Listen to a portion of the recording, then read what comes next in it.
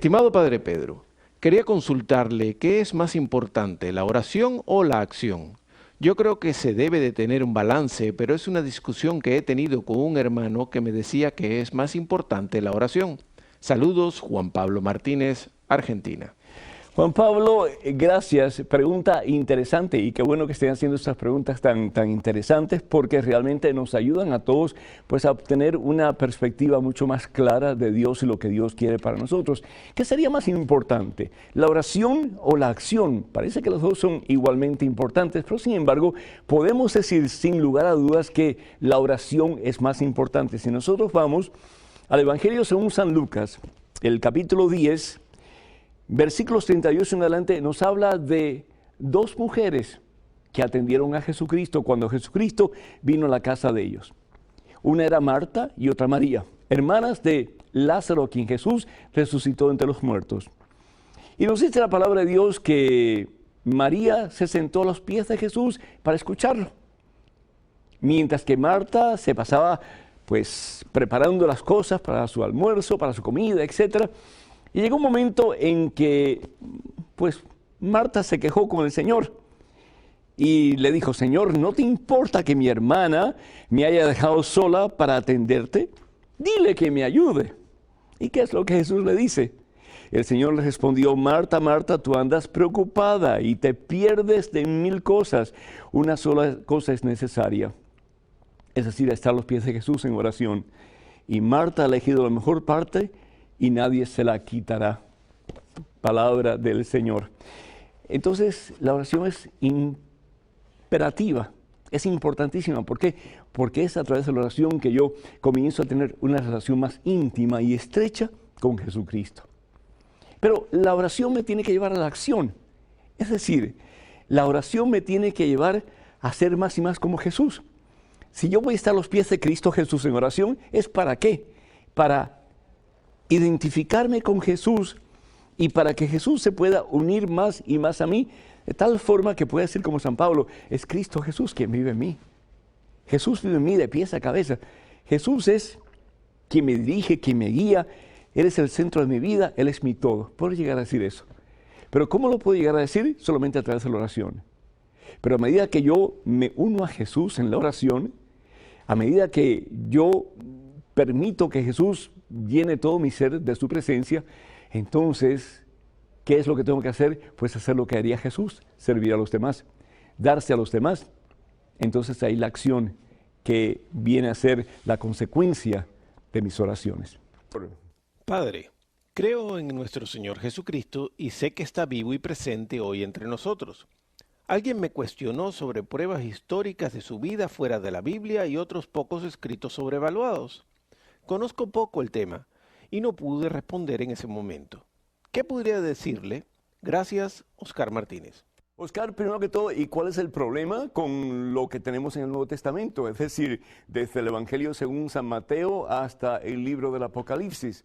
Ahí tenemos suficiente material acerca de la vida de Jesús, acerca de los milagros de Jesús, acerca de las palabras, las enseñanzas de Jesús, acerca de su pasión, muerte, resurrección. ¿Por qué? Porque esos fueron los que más cerca de Jesús estuvieron. Dice el apóstol San Juan en el capítulo 21, dice lo siguiente, y quiero decir aquí que esos libros pues son didácticos, pero son históricos también. Son didácticos, son proféticos, especialmente el libro del Apocalipsis, pero son históricos también. En el Evangelio según San Juan, capítulo 21, la palabra de Dios dice así, en el versículo 25, Jesús hizo también muchas otras cosas. Para conocer a Jesús tenemos que venir al Nuevo Testamento. No tenemos que ir a ningún historiador. Han habido, por supuesto, que han hablado de Jesús, entre ellos, pues, Flavio Josefo, que habló acerca de Jesús, habló acerca de los cristianos. Era él un judío romanizado y habló acerca de Jesús. Pero, ¿y qué tiene que ver eso? Al fin y al cabo, lo que queremos saber no solamente es que Jesús existió, y Jesús existió desde el punto de vista histórico, pero lo más importante es qué es lo que Jesús hizo y si Jesús realmente es Dios. Y la palabra de Dios prueba que Jesús no solamente existió, Jesús fue una persona histórica como somos nosotros, es decir, fue parte de la historia de la humanidad, pero Jesús es Dios. Y dice la palabra de Dios aquí en el versículo 25, Evangelio según San Juan, capítulo 21, Jesús hizo también muchas otras cosas. Si se escribieran una por una, creo que no habría lugar en el mundo para tantos libros. Otro que escribió acerca de Jesús fue Cornelio Tácito. Cornelio Tácito en el año 140, 150 más o menos, tal vez un poquito más, 160, pues escribió acerca de Jesús y habla acerca de los cristianos en referencia a Jesús, el Cristo, y dice, de ahí viene el nombre cristiano. Entonces, sin lugar a dudas, si queremos ir fuera de los escritos que encontramos en el Nuevo Testamento, pues vemos como Jesús realmente existió y como mucha gente lo seguía. Y como decía Flavio Josefos, pues no solamente lo seguía, pero los milagros que él hacía y las palabras que él decía que estaban basadas en amor.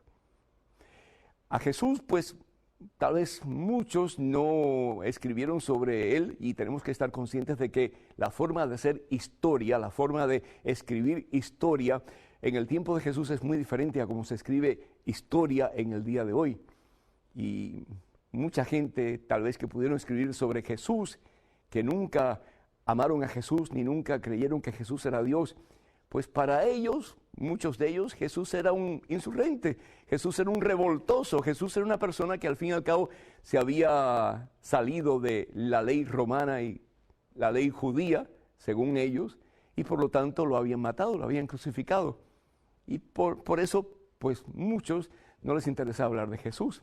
Pero si queremos conocer a Jesús, si queremos saber de verdad quién es Jesús, qué es lo que hizo Jesús, qué fue lo que dijo Jesús y qué es lo que espera Jesús de cada uno de nosotros, pues hermanas y hermanos, tenemos que ir a la base, tenemos que ir a la fuente de sabiduría que es el Nuevo Testamento, que es el que realmente nos va a hablar de quién es Jesús y al fin y al cabo nos va a decir que Jesús es Dios y qué es lo que espera Jesús, que nosotros podamos sumergirnos en su voluntad, unirnos a Él. ¿Para qué? Para que en Él tengamos vida y salvación eterna. ¡Qué maravilla! ¡Qué maravilla!